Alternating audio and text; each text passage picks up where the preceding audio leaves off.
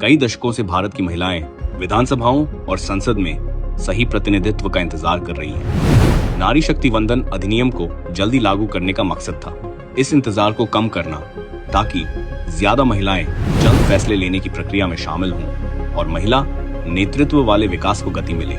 लेकिन जब इस बदलाव को आगे बढ़ाने का मौका आया, विपक्ष ने इसे रोक दिया और ऐसा करके उस प्रगति को टाल दिया जो दुनिया के कई देश पहले ही दिखा चुके हैं। क्योंकि ज्यादा प्रतिनिधित्व सिर्फ संख्या नहीं बदलता, बल्कि शासन करने का तरीका भी बदल देता है। भारत ने पहले ही देखा है कि जब महिलाओं को मौका मिलता है तो क्या बदलाव आता है।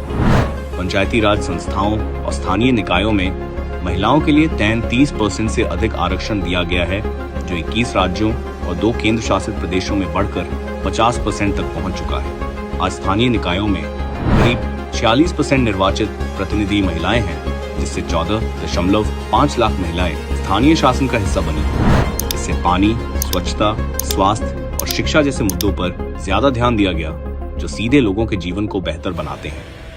ये सिर्फ आंकड़े नहीं, बल्कि असली बदलाव है।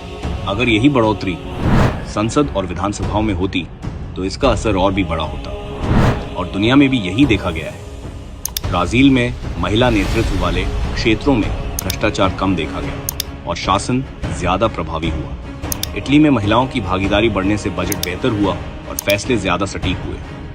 रवांडा में महिलाओं की भागीदारी ने मजदूर अधिकारों और लैंगिक समानता को मजबूत किया। कई अफ्रीकी देशों में महिलाओं की भागीदारी बढ़ने से लोगों तक बुनियादी सुविधाएं बेहतर पहुंची। ये साफ दिखाता है कि जब महिलाएं फैसलों में शामिल होती हैं तो शासन ज्यादा संवेदनशील होता है, कल्याण बेहतर होता है और संस्थाएं ज्यादा जवाबदेह बनती हैं। भारत इस दिशा में अगला कदम उठाने के लिए तैयार था, लेकिन कांग्रेस और विपक्ष ने इस बदलाव को रोक दिया।